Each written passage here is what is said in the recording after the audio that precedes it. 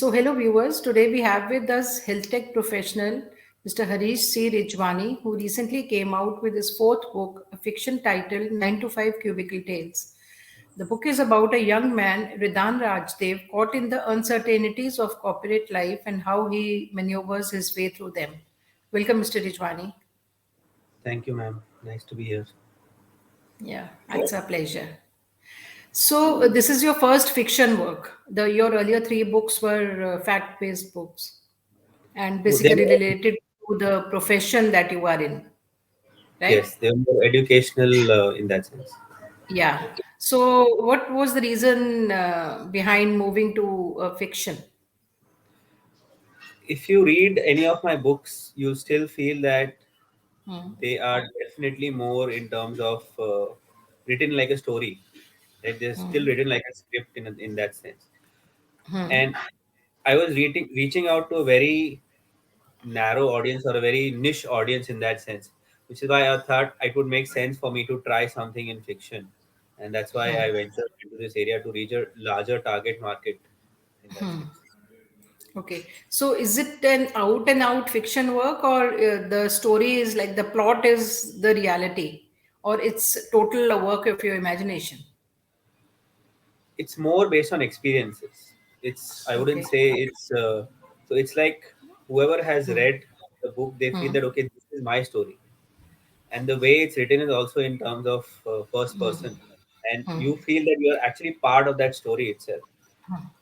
So there are a lot So, of it's experience in that sense, which some okay. of which I have been through, some of which are experiences of others. Because the corporate life itself, right, is an amalgamation of so many things which happen in life. It's not, but the but that experience is just one line, right? Okay, this happened to somebody. When you're talking about fiction, you actually write a lot of things. You are trying to explain everything in a very different manner. So it's like real life incidents that you have expanded to a story. Few of them are definitely real life, but not all. Okay, okay. And how challenging was it to write it? Like write a fiction vis-a-vis a fact-based book. So it was pretty challenging. I started writing last year, and when I started writing, I wasn't really writing fiction. I was still writing non-fiction in that manner. So which is why I did couple of courses from British Council Library, which helped me realize Okay. how do I really share something as part of a story, and that's Acha. where I got the idea. And then I really put a lot of effort in writing that entire novel. It's 51 chapters, 100,000 words, which itself was definitely a challenge to write. And some of the things were very challenging. How do I really detail? Because we were taught a lot of stuff. We were taught you don't have to tell something when you're writing non-fiction. You directly tell that to somebody. So here the main thought was how do I say show, don't tell in those aspects, right? That is where I needed to do a lot of research on myself on some of the things. I've talked about specific areas in the book, like if I want to move from one location to another, right? If you're traveling from one location to another in, let's say, Nashville, I used uh, Google Street View, which Okay. navigated from one location to another online, and I was able to Okay. see okay, this is here at this particular location, this is here at this particular location, and then I wrote about that to describe the entire location. So definitely, I use a lot of tools other than a lot of things in terms of the experiences, right? But more the fiction aspect is definitely a lot more than you feel. The experience is definitely just one word or one sentence in that book, right? It's more about how do you really showcase that to someone. And how much do you think these courses that you said that you did some courses with the British Council, you said? Yes. So how do these courses help? How much of these courses? Because as far as I know, writers are born, no? That is something comes which comes naturally to you. Yeah, so that's the thing, right?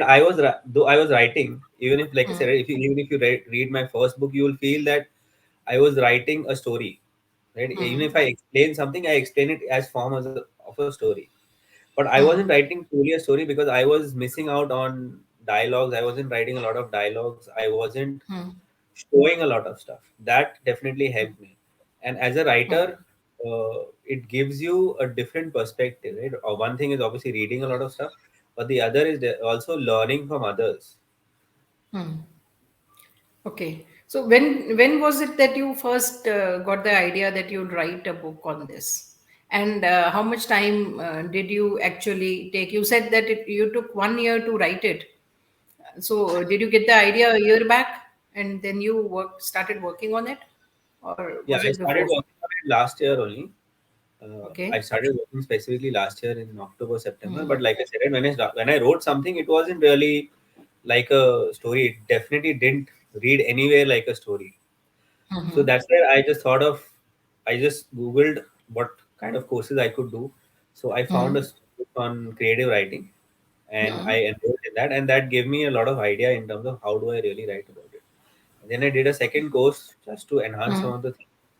And Okay. from say in March to July, I set myself a goal that okay, I need to write 500 words every day. So every Hmm. night I used to write 500 words, and somehow I completed the draft in July Hmm. of this year. Okay. Okay. And who's the book targeted at? Who's your target audience It's the youth, the young people, across? yeah, across different. Because if you look at the story, right, it's about how a young man can really venture into the corporate world to achieve Yeah. his or her goals. And Hmm. if you look at the corporate world, right, you can compare it to life itself. The first Hmm. few years are fun. You have somebody who's handholding you. You're going through Hmm. those emotions. You're getting up to speed. And this is just the first book of the series. So it's possibly going to be a 4 to 5 part series where you'll get to explore a lot of things as you grow in the organization, what challenges you face, what can come up in the future, right? And how do you really work towards achieving a goal? Okay. So when you write such a book, like it's a reality-based book, but a fiction. So in your daily life, in the last 20 years, you have been in the corporate world. Do you maintain a diary or something that so that when time comes, you want to like, or it is all there in your mind? I don't maintain a diary. It's more Hmm. in my mind, right? It's like I said, right? It's that experience is just one line or something. And the course which I did definitely helped me. How do you really expand to talk about a lot of things, right? Because what we were even taught was you just look out the window and write about what you see out there. We were given an assignment that you go outside and just observe what is happening over there. That is not the kind of thing as a person you would do. As a normal person, you'll not go and just observe somebody, right? So we were just taught that okay, you go and observe that. So when I started writing, I had some photographs as well of specific locations. So I just looked at that photograph and explained what could be written in that, rather than just telling that okay, this is a photograph, or rather than putting a photograph in the book, right? That is the main aspect. That is the detail in terms of the entire journey, which was the most challenging aspect for me. Okay. So, as you said that a couple of more sequels are coming to, you'll be writing on 4 or 5 books, you said. So, that plan is already there in your mind. That first book will talk about this aspect, second book will talk about this aspect. Hey, have you chalked out a plan on that? So when I started off writing that, I thought it'll just be one book. But when I Hmm.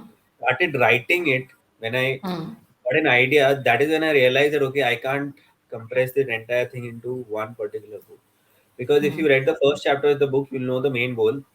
Hmm. And to achieve that goal, you cannot achieve it in 3 years or 5 years. Right? It'll take definitely 15 or plus more years. That is the I know the end in terms of how I want to end it, and I know an entire journey in terms of what all can go through that. But I haven't really jotted that down in terms of I have jotted on some pointers which can come across, but definitely there are a lot of other things which I'd like to add in that. Okay. Okay. So basically, your book is in some way educational as well. Like you are telling people how to go about their Motivational, I lives. would say motivational because Mm. it's Mm. talking about a lot of things. You have to be persistent in what you want, right? You cannot Yeah. give up on what goal you set yourself. Mm.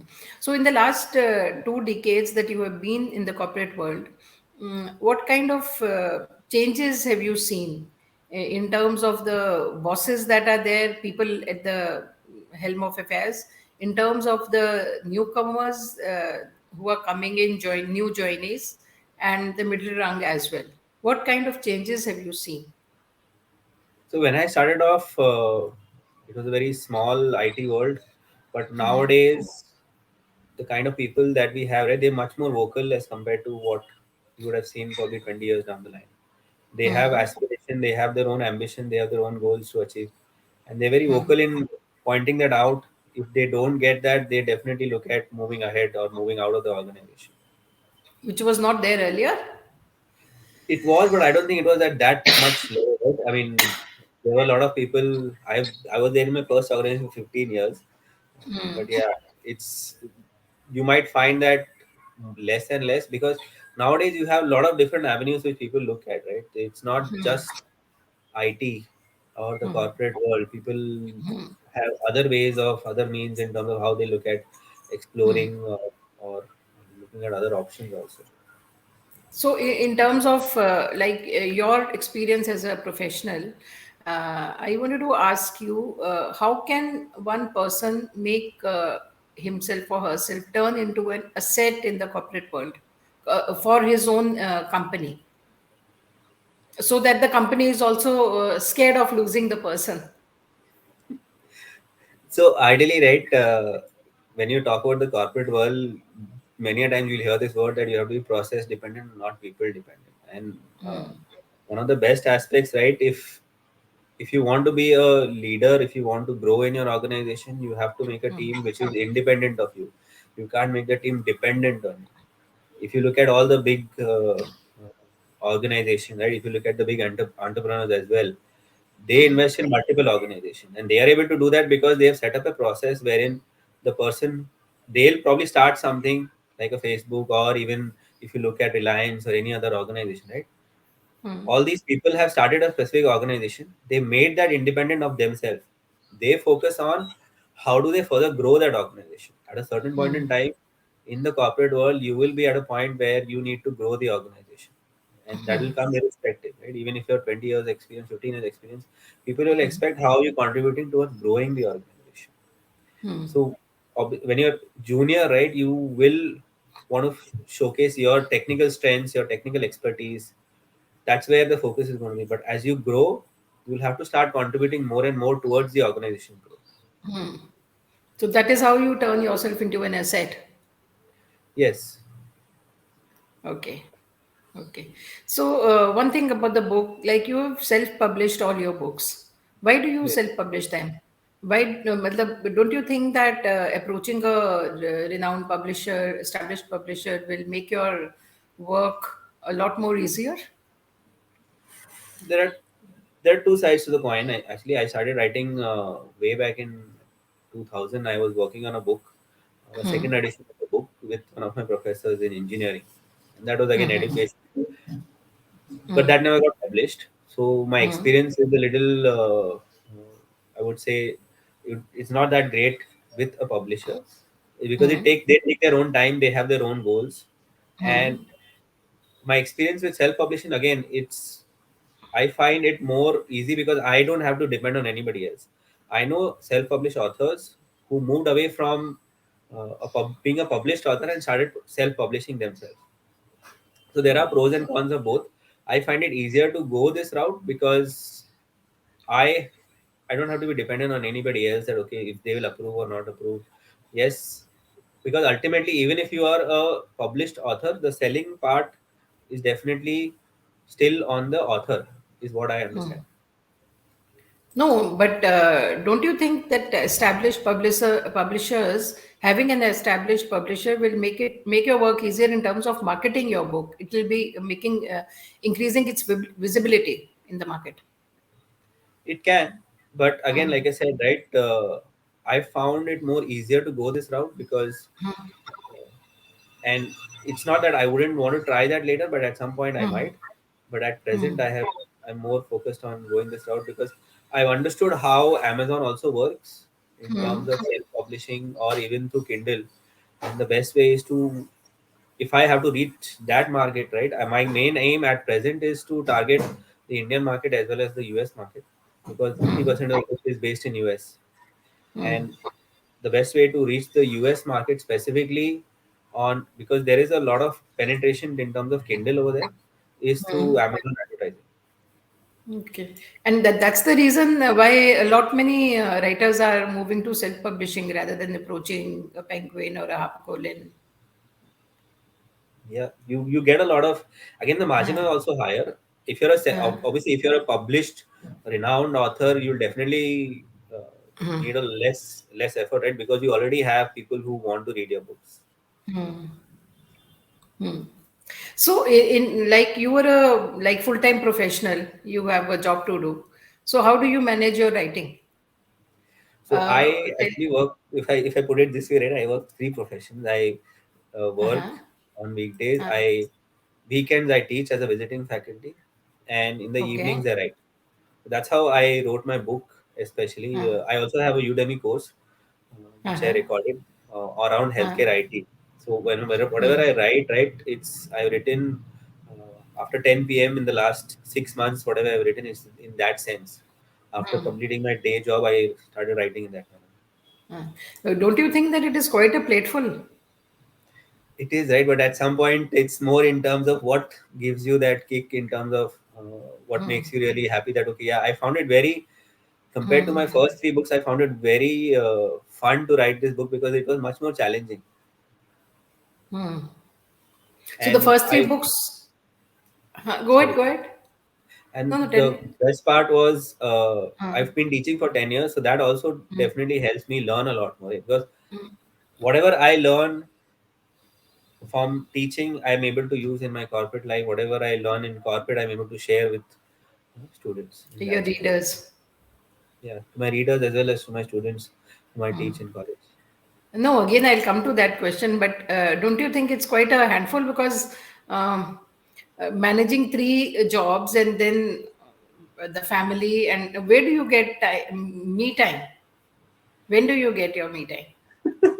So that's a different thing altogether. But yeah, it's like I said, right? One of the points which it's about how you're able to, you know, manage or delegate your work to a certain extent. Obviously, you can't delegate everything. I did my MBA, part-time MBA. I did it 3 years. So I used to work in the morning from 9 to 6, 9 to 5:30, and from 6 to 9:45, 9:15 p.m. I used to go to college, 6:45 to 9:15.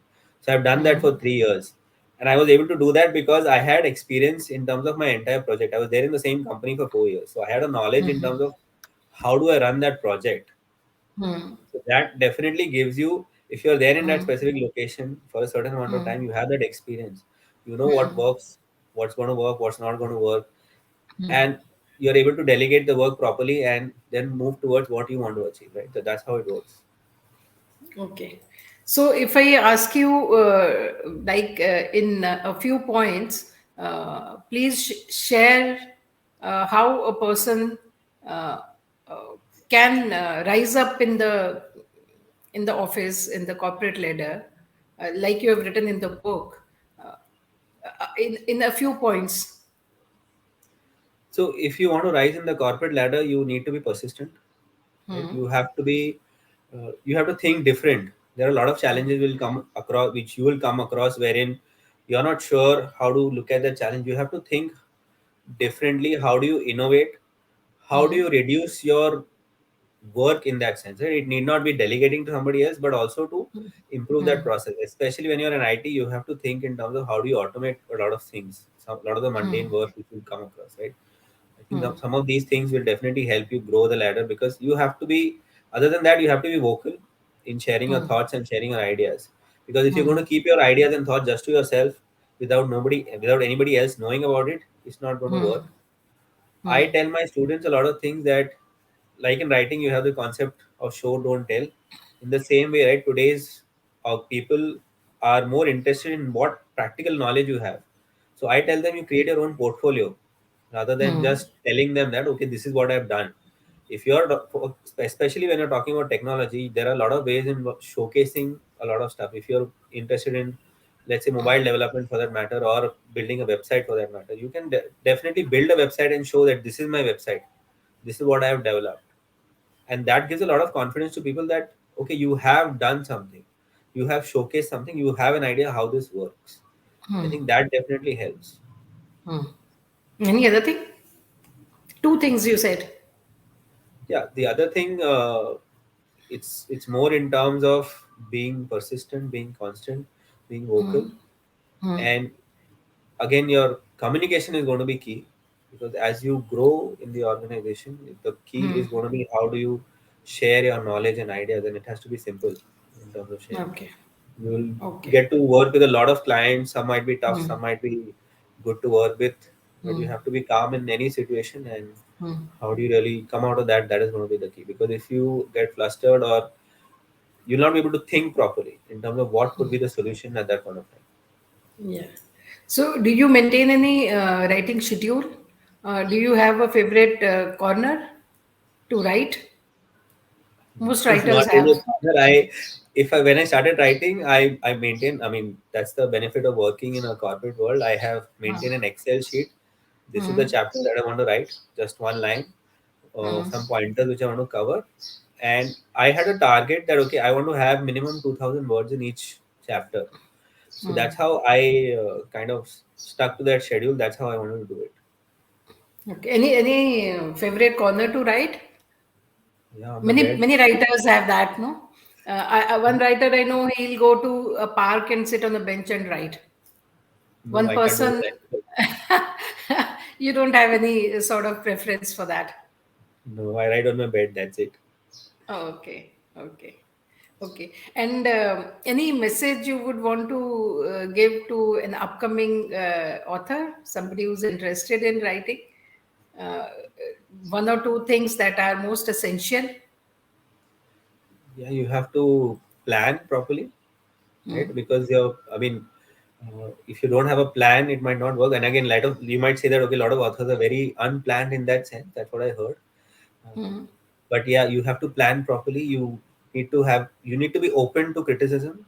That okay, when I started writing, I had shown this to the entire kind of storyline to my the teacher, and she said that okay, this is missing something in terms of a goal. That's where I thought of writing the first two chapters in the book, first three chapters, which were not initially part of the book. So you need to be open to criticism in that manner, and definitely go after what you want.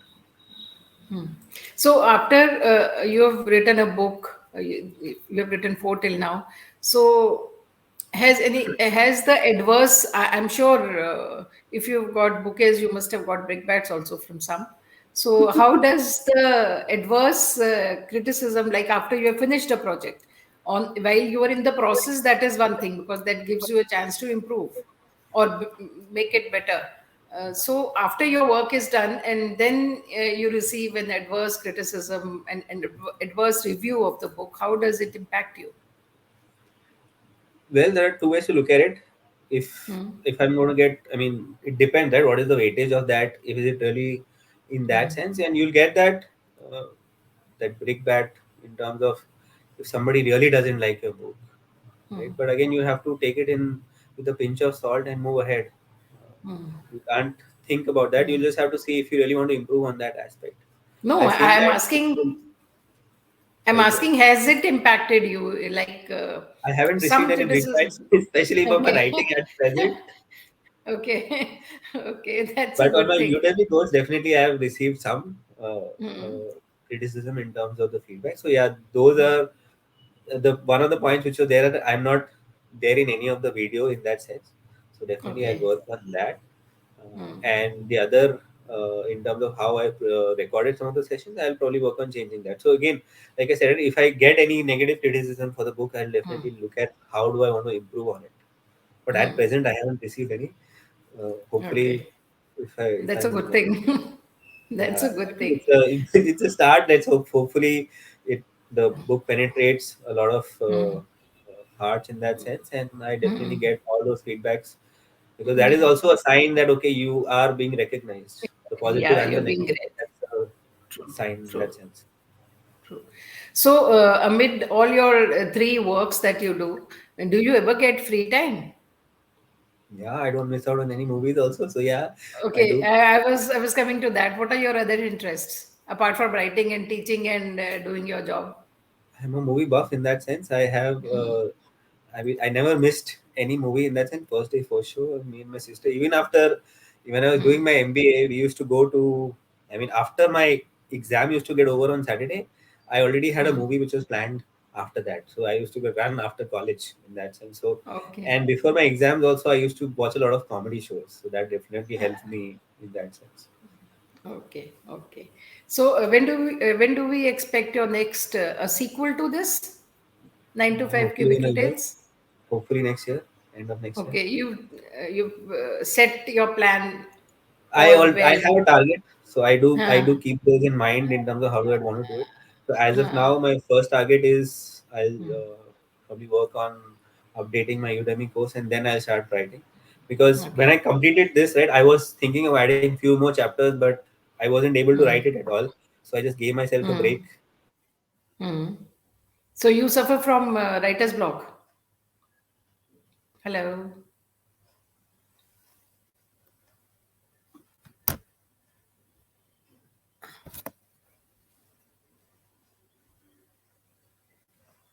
Hello. I lost you. Sorry, I lost you. Yeah, I lost you. So I was asking you, so you do suffer from writer's blocks at time? I wasn't able to write at all. I mean, I was not detailing a lot of stuff. When I thought of writing some more chapters, I thought, no, let's stop it over here. And that's where I got a logical conclusion of the book. Hmm. So does it happen often that you get a uh, block to I have writing written and so then much. you rejuvenate yourself? Frankly, I Is haven't that a written so much. process? No, I haven't. I've never written so much. This is the first time I've written such a big book. Hmm. Okay. Okay. ठीक है. Thank you so much, Mr. Rijwani, and we wish you all the best. And we wish your book is read across by millions of people. Thank you so And much, ma'am. we look forward to your the second book. Thank you so much. Thank you very much. Take care. Bye bye. Bye bye.